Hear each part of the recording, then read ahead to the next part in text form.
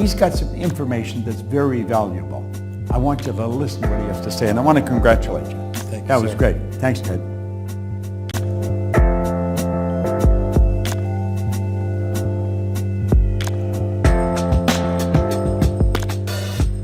Hey, we're going to talk about the 4 stages of learning. And the reason that this is important for you is because if you don't have the awareness around this, this is almost like a set of rules.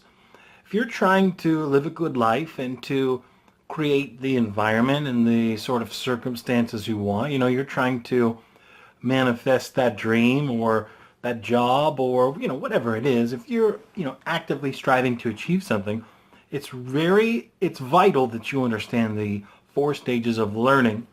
So here's what they are in short. This is something that I learned in a philosophy course in grad school, and it's just stuck with me since that day because it's just been very foundational. So let me just go through the 4 steps and then we'll back up and go through each of them. They are unconscious incompetence. Then we move to conscious incompetence, then moving to conscious competence, and then unconscious competence.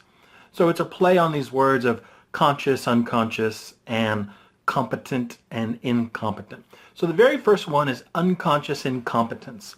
And what this means is that you don't know that you don't know. So, you know the old saying, you don't know what you don't know. I mean, that's literally the definition of unconscious incompetence. It's about you not having awareness of something and not even knowing that you don't.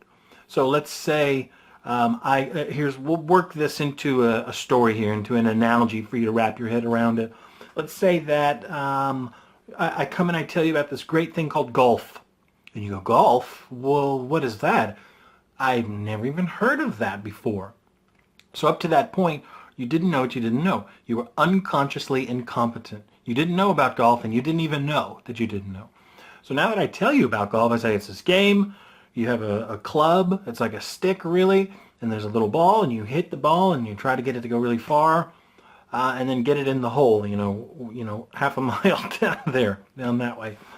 So now you know you're conscious of golf, but you're still pretty incompetent.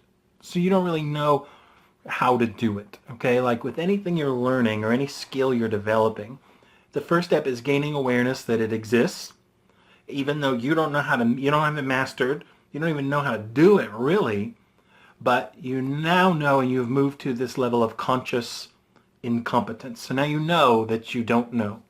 Okay, so now we move to the third level, and this is called conscious competence, and this is where we spend most of our time. This is, I know about it, and I'm competent, I can do it, but I have to be thinking about it all the time. So I'm competent in the fact that I can do it, but I'm always thinking. So back to our golf analogy, let's say I get some golf clubs and I go out to the driving range and I'm practicing. So when I come up to grab the club and to hit the ball, I'm going to have to think. I'm going to have to be very conscious. I'm in my head. I'm thinking, are my feet lined up? Are my thumbs here correctly? Are my pinkies locked? Do I not lock them? Do I twist? Where's my shoulders, my head? Which way is the wind blowing? All of these factors are a part of you being able to master the skill of hitting the golf ball. So it's the same thing with maybe a skill you're trying to learn. Maybe you're trying to learn to play an instrument or something, or maybe you're trying to learn some new skills to expand your job and your career. Maybe you're trying to start a new business. Maybe you are, in essence, trying to focus your thought forms with specificity like a laser to create or attract something in your life. And it's important to you, and you have defined what that purpose is, and you have definiteness around it, and you're thinking about it all the time. So you are at that level of conscious competence. You can do it, but you have to think about it, okay? Then the fourth and final stage of learning is what we call unconscious competence. So this means you're doing it and you don't even think about it. It's like riding a bike. You don't have to think about it anymore. You don't have to go, okay, like walking. You don't have to think, all right, foot, come up and now step and go to other foot and, clumsily walk around like my 15-month-old son. You just do it. It's just part of you. It has been reinforced at the conscious competence level so many times that it's part of you. It's part of your wiring, it's part of your vibration, and that information is in the field. So when you are not even thinking about it, it's still, in essence, broadcasting out into the world. And this is very, very important for you to understand. If you are going to achieve the goals that you have in life, if you're going to get the stuff that you kind of, the carrot dangling out there that you're working towards and working hard for, you have to understand this principle, okay? You can't just read a book and then get the conscious competence level of it. You can't just buy a course and watch the videos. You can't just go to some healer and have them do a treatment with you. These things have to be reinforced again and again and again until they become part of the fabric of who we are, until we don't even have to think about it. Napoleon Hill said that you need to define your dream and get a burning desire for the achievement of that dream. What he was saying is you have to do it at a conscious competence level. You have to be thinking and focusing on it so much that it becomes part of you. It becomes unconsciously competent. If I ask you what your name is right now, you just know. You don't even have to think. You don't go, Bob. No, wait, Steve. Oh, crap. What is my name? Oh, I screwed this one up. All right. You just know it. You know. You ask me my name, it's Ted. All right. There's no confusion. I don't have to ask anybody about it. So I'm going to challenge you to be that definite about your goals.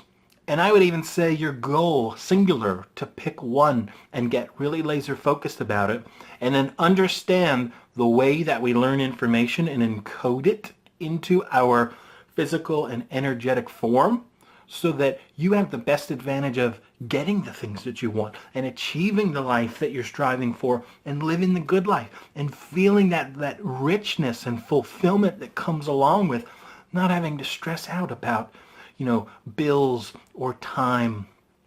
Time is the one thing that we can't really get back, all right? So your time is very valuable.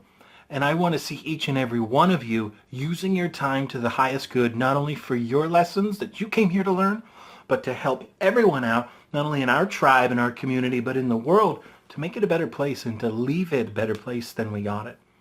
So one last word of wisdom, and this was something that a gentleman taught from stage. I got to meet him afterwards and shake his hand. His name was Bob Hoffman. And he said, do not think, be thought through. And what he was saying in that quote was that you don't have time when you're on stage giving a presentation, when you are trying to give a lecture or to maybe sell someone on an idea or to be persuasive in a way of thinking and talking, that you can't get up there and be thinking really hard about what you need to do. You can't be a great golfer if every time you walk up to the golf ball, you have to think really hard about it, okay? You can't think about it while you're doing it because you already should be thought through.